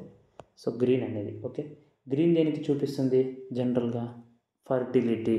ఓకే, ఫర్టిలిటీ కోసం చూపిస్తుంది. ఫర్టిలిటీ అంటే తెలుసు కదా ఫ్రెండ్స్, ఎగ్జాక్ట్లీ తెలుగు వర్డ్ అంటే మన సంతానం అని చెప్తారు చూడు, ఫర్టిలిటీ. ఓకేనా. నెక్స్ట్ ఏంది? గ్రోత్ గురించి చెప్తుంది అనమాట. ఫర్టిలిటీ, గ్రోత్ గురించి గ్రీన్ కలర్ చెప్తుంది. అయితే మన అశోక చక్రం ఏదైతే చూసినామో అది ఏ కలర్లో ఉంటుంది ఫ్రెండ్స్? అశోక చక్రం అనేది నేవీ బ్లూ కలర్లో ఉంటుంది ఎగ్జాక్ట్లీ చెప్పాలంటే, ఓకేనా? అశోక చక్రం ఏ కలర్లో ఉంటుంది? అశోక చక్రం ఏ కలర్లో ఉంటుంది? Navy blue. ఓకే, ఈ నేవీ బ్లూతో ఉండి దాంట్లో ఎన్ని స్పోక్స్ ఉంటాయి? ఇలా మొత్తం ఎన్ని గీతలు ఉంటాయి? ఈ స్పోక్స్ అనేది మొత్తం 24 ఉంటాయి, ఓకేనా? గుర్తుపెట్టుకోవాలి ఈ నెంబర్ కూడా. ఇవన్నీ బేసిక్, మళ్ళీ చదవడం ఎందుకని మొత్తం ఒకేసారి చెప్పేస్తున్నా. అయితే ఇప్పుడు మన ఫ్లాగ్ ఉంది చూడండి, దీని యొక్క width length, okay, width length అనేది ఎంత? 2:3 రేషియోలో ఉంటుంది, ఓకే? విడ్త్ లెంత్ 3 రేషియోలో ఉండాలి. అంటే ఏంది? ఇటు 20 మీటర్ ఉంటే అటు 30 మీటర్ ఉండొచ్చు, ఓకే? అంటే విడ్త్ 20, ఓకేనా? విడ్త్ అంటే ఇది, విడ్త్ 20, లెంత్ 30 ఇలా ఉండొచ్చు, ఓకే? ఎలానే ఉండొచ్చు. విడ్త్ 200 అనుకుంటే లెంత్ ఎంత ఉండాలి? 300 ఉండాలి, అలా. సో ఇవి ఇంపార్టెంట్ ఫ్యాక్ట్స్ గుర్తుపెట్టుకోవాలి, ఓకేనా? అయితే ఇంపార్టెంట్ ఏంటంటే మన నేషనల్ ఎంబ్లమ్ ఎప్పుడు మనం దాన్ని అడాప్ట్ చేసుకున్నాం? నేషనల్ ఎంబ్లమ్ని ఎప్పుడు అడాప్ట్ చేసుకున్నాం? 1950 కదా, 1950 జనవరి 26 కదా, ఓకే? సో ఈ నేషనల్ ఎంబ్లమ్ ఏదైతే అడాప్ట్ చేసుకున్నామో 1950 జనవరి 26, దీన్ని డిజైన్ చేసింది ఎవరు? చాలా ఇంపార్టెంట్. దీన్ని డిజైన్ చేసిన వ్యక్తి పేరు ఏంటంటే దీననాథ్ భార్గవ, ఓకేనా? దీననాథ్ భార్గవ, చాలా ఇంపార్టెంట్, ఓకేనా? దీననాథ్ భార్గవ, ఓకే? ఎవరు? నేషనల్ ఎంబ్లమ్ని డిజైన్ చేసిన వ్యక్తి, ఓకేనా? అయితే మనం దీంట్లో కొన్ని ఇంపార్టెంట్ పాయింట్స్ ఏంటంటే దీంట్లో రాసి ఉంటుంది ఏంటని? ట్రూత్ ఎలాన్ ట్రయంఫ్ అంటే విజయం మాత్రమే గెలుస్తుంది. ఇక్కడ ట్రయంఫ్ అంటే మీనింగ్ గెలవడం అని, ఓకేనా? ఈ ట్రూత్ ఎలాన్ ట్రయంఫ్ ఏదైతే ఉందో ఇది ఎక్కడి నుంచి అంటే ఏ స్క్రిప్ట్లో ఉందంటే దేవనాగరి స్క్రిప్ట్లో రాయబడింది, ఓకేనా? ఏ స్క్రిప్ట్లో? దేవనాగరి స్క్రిప్ట్లో దీన్ని రాయబడడం జరిగింది, ఓకే? సో ఇది గుర్తుపెట్టుకోవాలి, చాలా ఇంపార్టెంట్. నెక్స్ట్ అయితే ఇప్పుడు దీనికి సంబంధించి చివరి టాపిక్, ఓకేనా? ఇది అయిపోతే కాన్స్టిట్యూయెంట్ గురించి కొంచెం అంటే బేసిక్స్ అయిపోయినట్టే, ఓకేనా? అయితే ఇక్కడ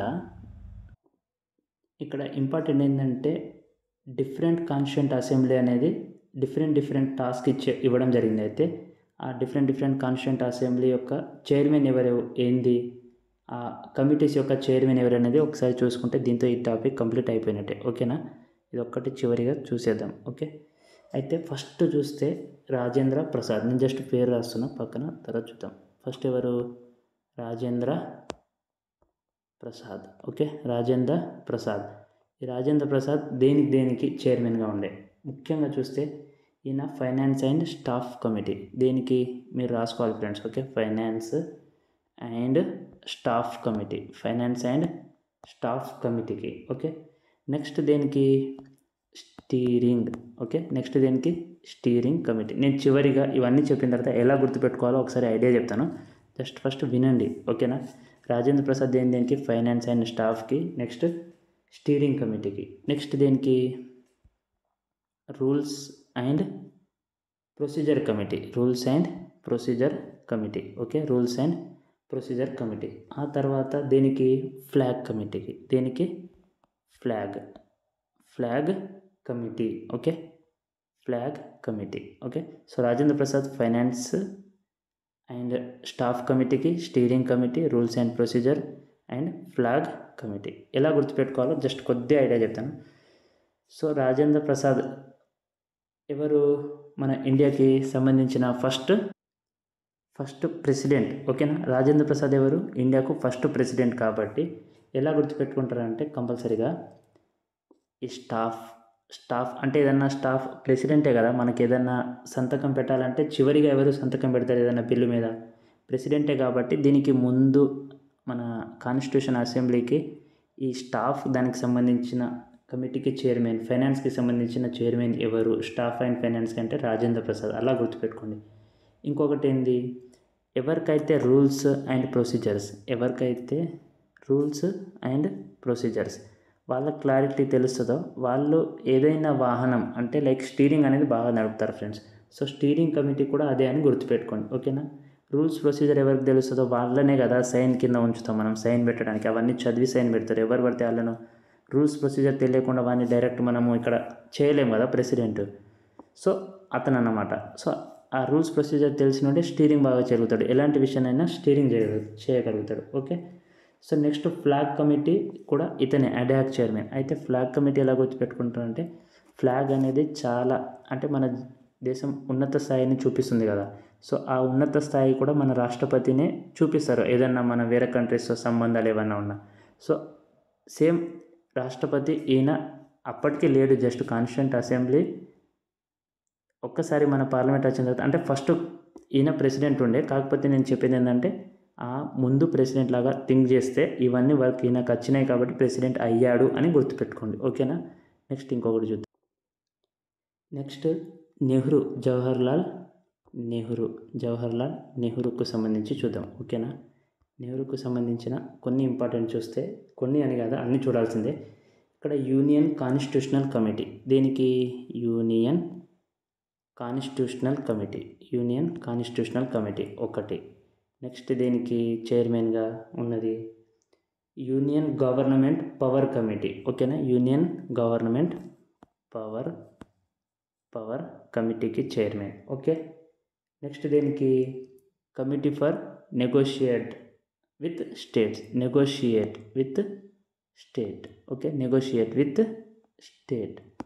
సో ఎలా గుర్తుపెట్టుకుంటారో చాలా ఈజీ. ఓకేనా. జవహర్లాల్ నెహ్రూ దేనికి ఫస్ట్ యూనియన్ గవర్నమెంట్, ఓకేనా, union government power committee, okay, union constitutional committee. అప్పట్లో ఎక్కువ పవర్ ఎవరికి ఉండేది, కాంగ్రెసే కదా. దానికి మెయిన్గా ఎక్కువగా ఇది నడిపించింది ఎవరంటే జవహర్లాల్ నెహ్రూ. సో పవర్ ఎక్కువ ఎవరికి ఉందంటే జవహర్లాల్ నెహ్రూ, కాబట్టి యూనియన్ పవర్ కమిటీ. ఓకే.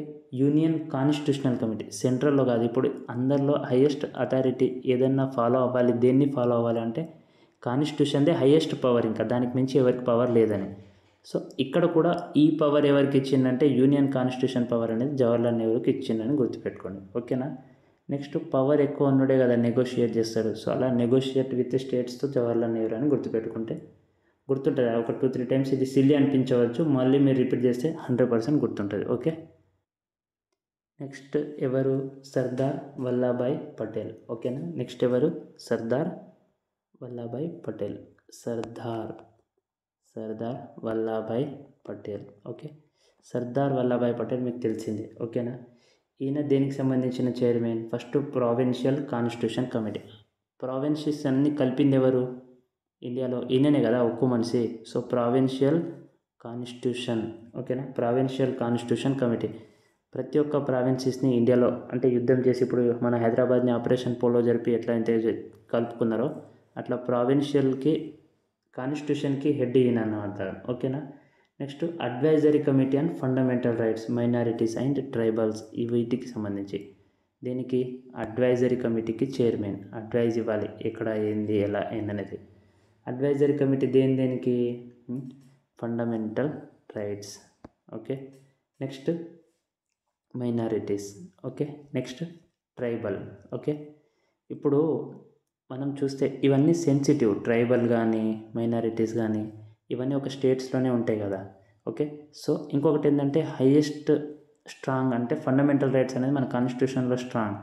ఒక్కో మనిషి ఎట్లా వీన్నే మన సర్దార్ వల్లభాయ్ పటేల్ గారిని అంటామో అట్లాగే ఇది కూడా మనకు స్ట్రాంగ్ అన్నమాట. సో ఫండమెంటల్ రైట్స్ని ఇలా గుర్తుపెట్టుకోండి, ఫండమెంటల్ రైట్స్కి చైర్మన్ ఎవరు అనేది.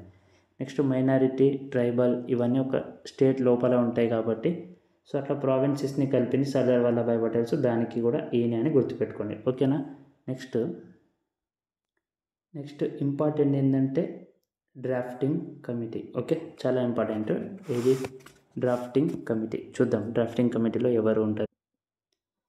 అయితే డ్రాఫ్టింగ్ కమిటీ ఎప్పుడు ఏర్పాటైందంటే ఆగస్ట్ 29, 1947. ఓకేనా. ఆగస్ట్ 29, 1947. అయితే ఈ డ్రాఫ్టింగ్ కమిటీలో మెంబర్స్ని మీరు ఎలా గుర్తుపెట్టుకుంటారు, చాలా ఈజీ, ఏం లేదు, కేటీఎం బ్యాగ్స్ అని గుర్తుపెట్టుకోండి. ఓకేనా. KTM bags. ఓకే.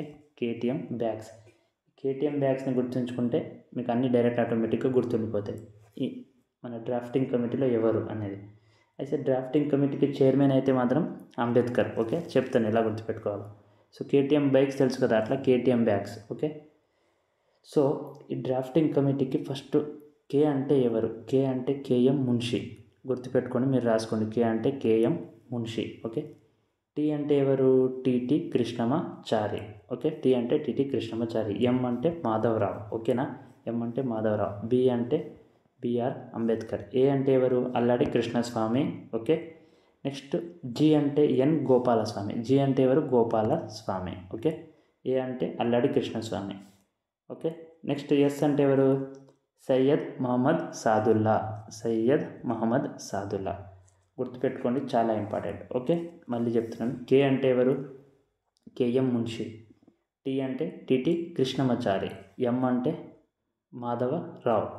బి అంటే బిఆర్ అంబేద్కర్. ఏ అంటే అల్లడి కృష్ణస్వామి. జి అంటే గోపాల స్వామి. ఎస్ అంటే సయ్యద్ మహమ్మద్ సాదుల్లా. అయితే ఇక్కడ ఇంపార్టెంట్ ఏంటంటే ఇక్కడ టిటి కృష్ణమాచారి మరియు మాధవరావు. ఓకేనా? TT Krishnamachari and Madhavarao. ఓకేనా? వీళ్ళిద్దరు ఏంటంటే వీళ్ళని రిప్లేస్ చేసి కొత్త వాళ్ళు వస్తారు. ఎవరు? ఒకరు డిపి ఖైతాన్, ఇంకొకరు బిఎల్ మిత్తర్. ఇన్ని రిప్లేస్ చేసి వచ్చేది ఎవరంటే డిపి ఖైతాన్. డిపి ఖైతాన్ పేరు గుర్తుపెట్టుకోండి. DP Khaitan. Okay. DP Khaitan. ఇంకా ఈయనను రిప్లేస్ చేసి వచ్చింది ఎవరు? మాధవరావుని రిప్లేస్ చేసింది ఎవరు? Mitter. Okay. BL Mitter. Okay. మాధవరావుని ఎవరు రిప్లేస్ చేశారంటే BL Mitter. Okay. BL Mitter. ఇక్కడ డిపి ఖైతాన్. టిటి కృష్ణమాచారిని ఖైతాన్ టీ ఉంది, మాధవరావుని మిట్టల్. ఓకేనా? వెరీ ఈజీ, గుర్తుంటుంది ఒక 2 times ట్రై చేస్తే. అయితే ఇంపార్టెంట్ ఏంటంటే డ్రాఫ్టింగ్ కమిటీ మొత్తం ఎన్ని రోజులు టైం తీసుకుంది? ఇది కూడా చాలా ఇంపార్టెంట్. ఓకేనా? ఎన్ని రోజులు టోటల్గా తీసుకుందంటే 141 days. ఓకే. ఇది కూడా అడిగితే అడగచ్చు. 141 days తీసుకుంది drafting committee. Okay. Next minor other committees చూద్దాం. ఓకేనా? మైనర్ చిన్న చిన్న కమిటీస్ ఇంకా చాలా ఉన్నాయి. సో దాంట్లో ఫస్ట్ ఎవరు? జీవి మావ్లాంకర్. ఎవరు? జీవి మావ్లాంకర్. జీవి మావ్లాంకర్ దేనికి? జీవి మావ్లాంకర్ దేనికి?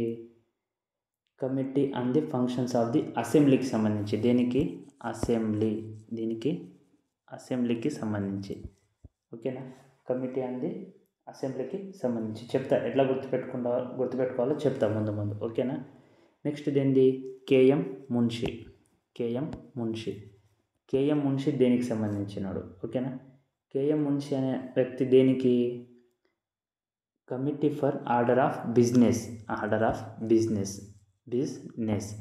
బిజినెస్ అనేది గుర్తుపెట్టుకోండి. మున్షి అంటే మనీ ఉంది. మున్షి అంటే మనీ ఎవరి దగ్గర అయితే ఉంటారో అతను బిజినెస్. సో దీనికి ఆర్డర్ ఆఫ్ బిజినెస్ అనేది గుర్తుపెట్టుకుంటే సరిపోద్ది. ఓకేనా? నెక్స్ట్ ఆల్రెడీ చూసినాం. అటాక్ అంటే ఫ్లాగ్ అటాక్ అయితే doctor Rajendra Prasad. Okay. Next Alladi Krishnaswamy Iyer. ఎవరు? అల్లాడి కృష్ణస్వామి అయ్యర్. ఓకేనా? అల్లాడి కృష్ణస్వామి అయ్యర్ గుర్తుపెట్టుకోవాలి పేరు. సో ఈయన దేనికంటే క్రెడెన్షియల్ కమిటీ. దేనికి? Credential committee. అల్లాడి కృష్ణస్వామి అన్నాం. ఓకేనా? అల్లాడి కృష్ణస్వామి. ఇక్కడ కృష్ణస్వామి అంటే భగవంతుడి పేరు గుర్తుపెట్టుకోండి. కృష్ణస్వామి. స్వామి ఉంది. స్వామిని మనం నమ్ముతామా లేమా? కృష్ణస్వామి అంటే కృష్ణుడి మనం నమ్ముతాం కదా, కృష్ణ భగవంతుని. సో స్వామి ఉందంటే నమ్మకం ఉంది అంటే క్రెడెన్షియల్ అంటే నమ్మకం కదా. సో ఆ క్రెడెన్షియల్ వర్డ్ కనిపిస్తే క్రెడెన్షియల్ కమిటీకి చైర్మన్ ఎవడంటే అల్లాడి కృష్ణస్వామి అయ్యారు. ఓకేనా? నెక్స్ట్ చూస్తే SK Dhar. Okay. SK Dhar దేనికి?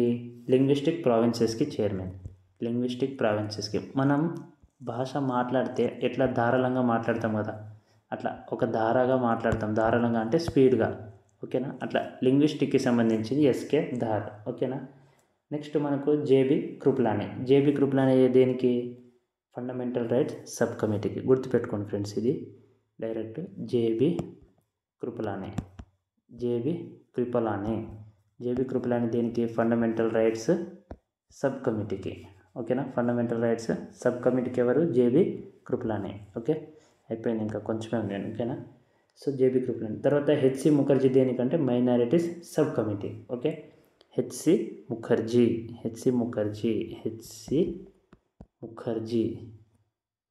ముఖర్జీ తెలుగు రాస్తున్నా, ఓకేనా. హెచ్సి ముఖర్జీ దేనికి? Minority sub committee, okay. Minority sub కమిటీకి హెచ్సి ముఖర్జీ. సో ఇలా ఫ్రెండ్స్, ఇవన్నీ మీరు చాలాసార్లు రివిజన్ చేస్తే మ్యాక్సిమం మీకు గుర్తుంటాయి, ఓకేనా. Thank you so much. మీరు మీ వాల్యుబుల్ టైంని ఇక్కడ స్పెండ్ చేసినందుకు. మీకు వీడియో నచ్చితే ఖచ్చితంగా లైక్ చేసుకోండి ఫ్రెండ్స్, ఓకేనా. లైక్ చేస్తే మాకు తెలుస్తుంది అంటే మీకు వీడియో నచ్చుతుందో లేదో. ఇంకొకటి ఏంటంటే సబ్స్క్రైబ్ చేయని వాళ్ళు ఉంటే సబ్స్క్రైబ్ కూడా చేసుకోండి. సబ్స్క్రైబ్ చేసుకుంటే మీ మనీ ఏం మాకు రావు, కాకపోతే ఏంటంటే ఏదైనా ఇలాంటి కొత్త వీడియోస్ పెడితే రేపు మీకు నోటిఫికేషన్ అనేది ఖచ్చితంగా వస్తుంది, ఓకేనా. So thank you, bye, take care.